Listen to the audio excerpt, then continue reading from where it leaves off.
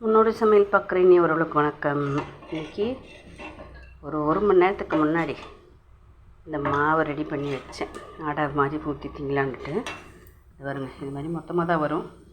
நிறைய வெங்காயம் கட் பண்ணி போட்டு கம்பு மாவு, மஞ்சள் சோளம் மாவு, அப்புறம் கேழ்வரகு மாவு, ரவை, கொஞ்சோண்டு பஜ்ஜி மாவு இருந்தது. அது என்ன பண்ண போகிறோன்னு சொல்லிட்டு அதையும் கொஞ்சம் போட்டு ஒரு 4 ஸ்பூன் கோதுமை மாவு, நிறைய சேர்க்கலை. ஏன்னா அது கொஞ்சம் கொழன்னு இருக்குன்ட்டு அதை நிறைய சேர்க்கலை.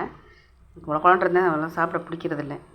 செஞ்சு அதுக்கு ஒரு தேங்காய் சட்னி.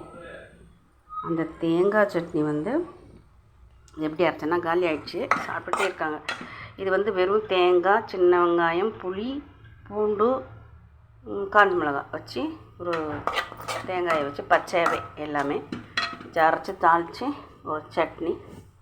இந்த அடைக்கி சூப்பராக இருந்துச்சு, நல்ல டேஸ்ட்டு.